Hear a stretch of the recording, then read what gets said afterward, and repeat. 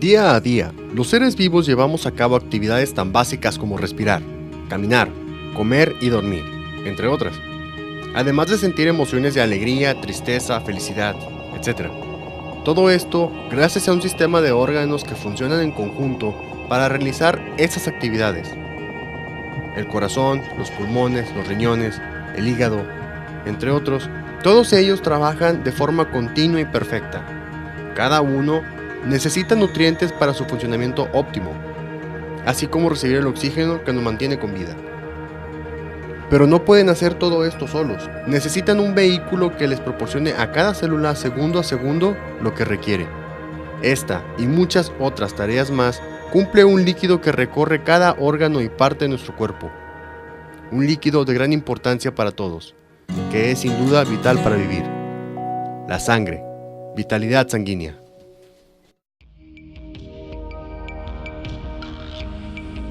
La sangre no solo es lo que a menudo vemos en televisión, en esas películas de pelea, suspenso o terror. No, la sangre es mucho más. El origen de la palabra sangre proviene del latín sanguis, que significa suave, ya que expresa la textura que se siente al tocarla. Además de esta definición, y desde épocas remotas, se le ha asignado diversos significados como lazos familiares, sacrificio, dolor y hasta pactos de sangre.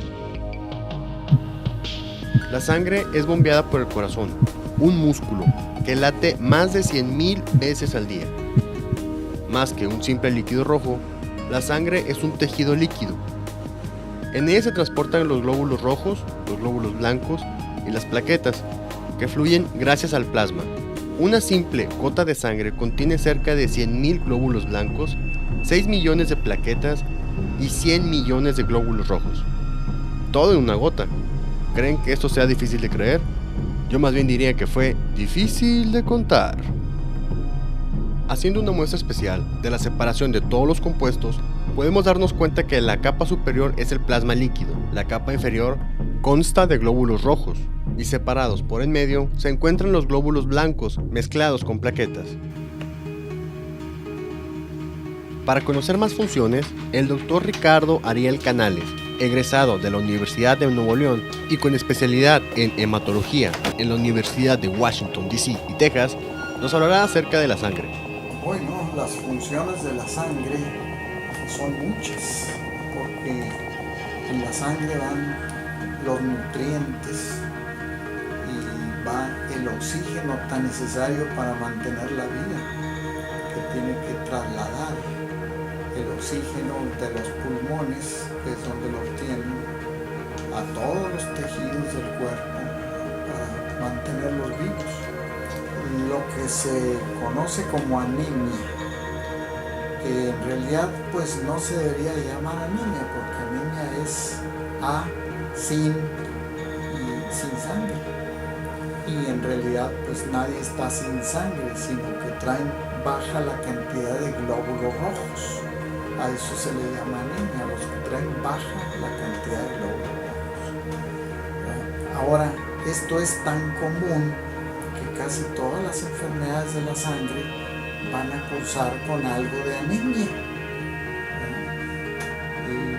Aunque no sea el problema específico de los glóbulos rojos, pero se los llevan de pasada. Entonces no hay una enfermedad de anemia, sino que todas las enfermedades de la sangre pueden cursar con anemia, o sea, con una baja de glóbulos rojos. Conozcamos a Alejandro, un joven regiomontano que nos platicará de un padecimiento que marcó su vida. Bueno, mi enfermedad fue debido a que yo padecí bulimia, y eso hizo que la sangre se viera más afectada. Normalmente recayó más en mi sangre. No coagulaba, la piel me empezó a cambiar en un aspecto amarillento y me miraba muy ojeroso. Y perdí demasiado peso y mi sangre fue lo que más se vio afectada, y luego de ahí tuve que seguir un tratamiento, y aparte de doloroso fue muy costoso. Después de que ya me diagnostican que tenía la sangre que no me coagulaba, tuve que ir a un nutriólogo, lo cual me empezó a dar una dieta balanceada, donde venían de las proteínas, que comiera frutas, cosas que tuvieran más calcio. Me dieron mucho, por ejemplo, que comiera plátano, el tomate, que tiene demasiado potasio, y eso iba a hacer que mi sangre se fuera regulando. La doctora Nora Rodríguez Bertolucci, especialista en nutrición, nos explica cómo afecta nuestra alimentación a la sangre. Sí, desde luego que sí. Recordemos que la sangre pues, es el vehículo que lleva oxígeno a nuestras células. La sangre tiene una composición de una fórmula roja específicamente. En estas células se transporta la hemoglobina y la hemoglobina transporta oxígeno. Pero además de esto, se sabe que la sangre lleva nutrientes. Tenemos dos vías, la sangre venosa y la sangre arterial, dos vías en el cuerpo que llevan sangre, ¿no? La enfermedad que padezco se llama hipocalcemia, la tengo desde los 13 años. Es un padecimiento en la sangre cuando el calcio no es retenido y afecta tanto en el corazón como en los huesos. La enfermedad más común que causa anemia en todo el mundo y en México es la anemia por deficiencia de hierro, que se ve también en los sangrados crónicos. Empecé a verme de que ya tenía 15 años y yo todavía me sentía gordo, porque toda mi infancia fue de ser obeso. Entonces yo empecé a querer adelgazar porque miraba ahí entrando a la secundaria y que los chavos delgados o con buen físico eran populares. Entonces a mí se me hizo así como un modismo. Y yo seguía un ritmo de vida de que salía a la calle, llegaba a mi casa, comía normalmente. Pero después me sentía mal conmigo mismo, vomitaba eso, tomaba agua y me iba a dormir. Volví a tomar agua y me volví a dormir. Cuando estaba en la secundaria era de que casi todos los días y como de 5 veces al día tomaba soda. Era muy constante, también empecé a fumar y esos fueron los motivos más grandes del cual fue mi problema de que la sangre fuera desechando ese tipo de mineral que es el calcio.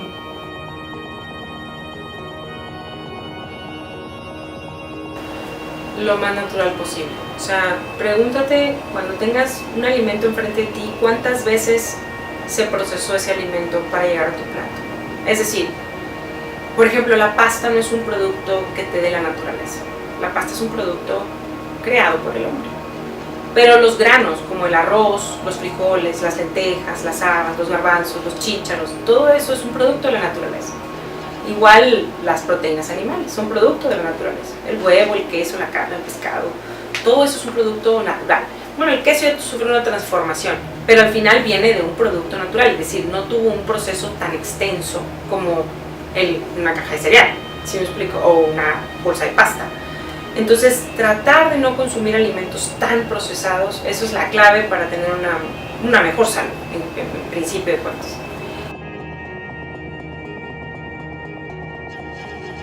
Y en cuanto a la sangre, pues habría que tomar una muestra de sangre, pues cuando menos cada año, como se usa en las empresas o instituciones en que le hacen a todos los empleados un chequeo anual, para ver que no tengan anemia precisamente. Y si tiene anemia, pues hay que ver qué tipo de anemia y por qué, y todo eso, y arreglar el asunto.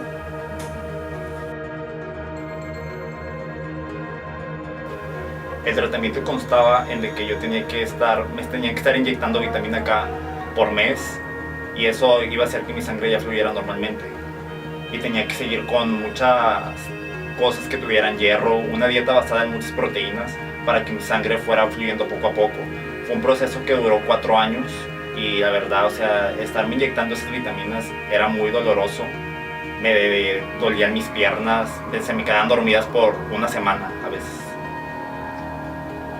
Actualmente sigo llevando el tratamiento de tomar calcio efervescente y una pastillita que se llama calcitrol, pero esto ya es, los malestares ya disminuyeron un poco, ya llevo una vida normal, pero ya no puedo fumar, no puedo tomar soda, no tomo café, no tengo nada que tenga que ver como con tipo cafeína o algo así, para seguir con mi vida normal.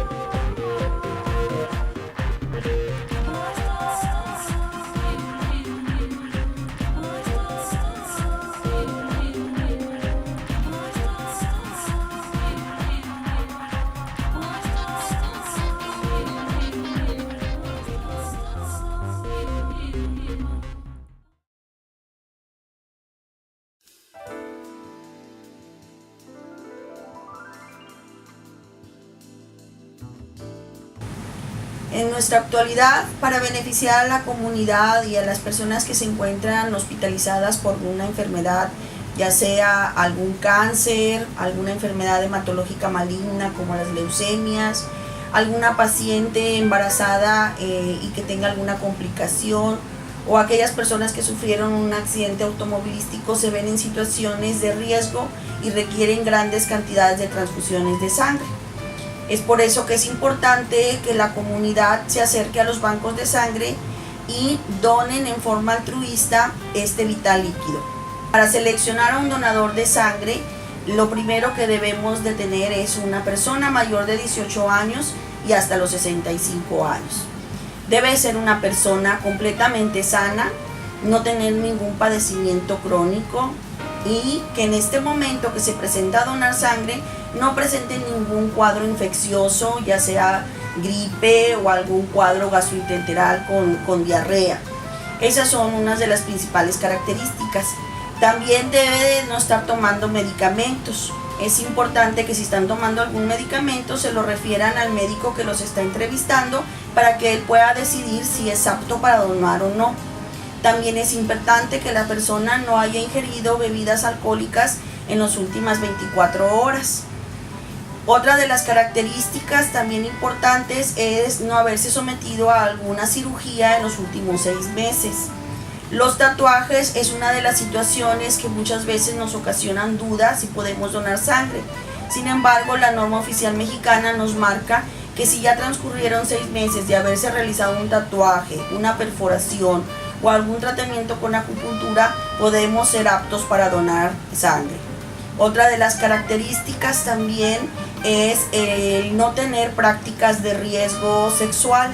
Es importante que nosotros consignemos cuáles son nuestras prácticas sexuales o que nos las van a preguntar a la hora del interrogatorio médico. Tampoco debemos de tener abuso o uso de drogas nasales o intravenosas y no debemos de compartir agujas o pajillas en caso de ser usuarios de este tipo de drogas. En el caso de la mujer, no tener sospecha de embarazo y no estar lactando. Los diabéticos que son controlados con medicamentos orales sí pueden donar sangre. Cuando se presenten a donar sangre, lo primero que le van a solicitar en el banco de sangre es una identificación oficial con fotografía. Esto con el fin de identificarlo. Se les va a entregar una historia clínica en donde van a consignar sus datos demográficos y va a venir una serie de preguntas que ustedes van a contestar libremente.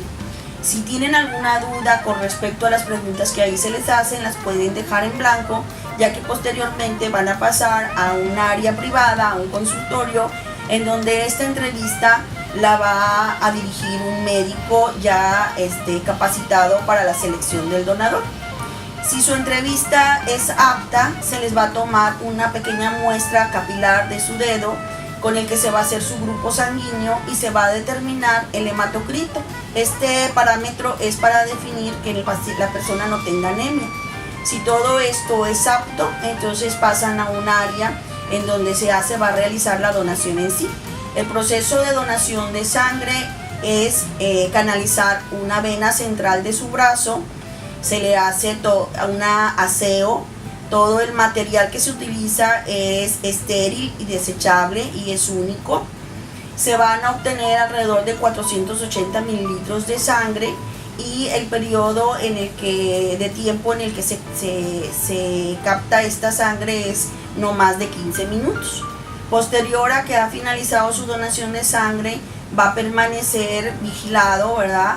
En reposo otros 15 minutos, se le van a proporcionar líquidos para reponer el volumen de sangre que se extrajo. También en ese momento se le va a dar una hoja que se conoce como hoja de autoexclusión, en el cual nuevamente se le vuelven a hacer preguntas importantes para considerar si su sangre es apta de ser transfundida. Es importante que estas preguntas usted las conteste con sinceridad y sepa que son confidenciales.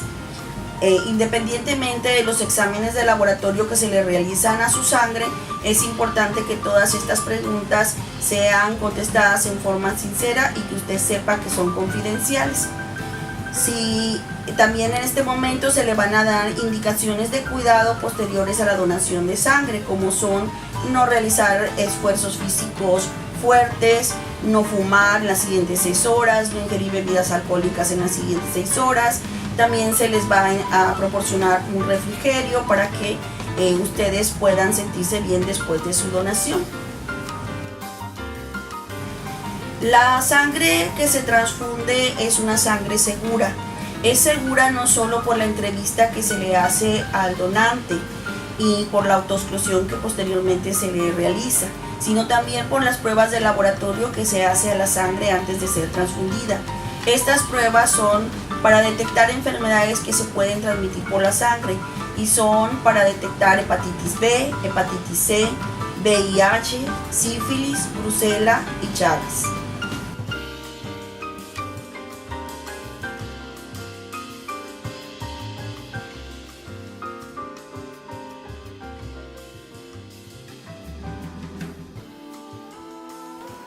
Pues que las personas tengan conocimiento de qué es lo que empiezan a hacer desde muy chicos, o sea, que se cuiden realmente cuáles son las consecuencias de empezar a tomar ciertos alimentos o ciertas sustancias, porque realmente les puede afectar mucho en la vida.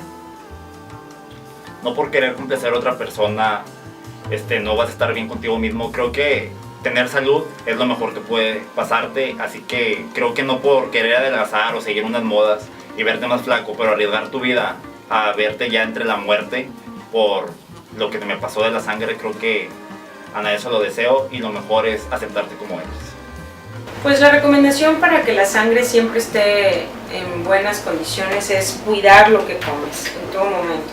De verdad, sí tiene impacto, y cuidar también, pues vivir lo más limpio posible. O sea, no nada más en cuidar lo que comes, sino también cuidar lo que piensas, lo que sientes y cómo te manejas en tu vida diaria, ¿no?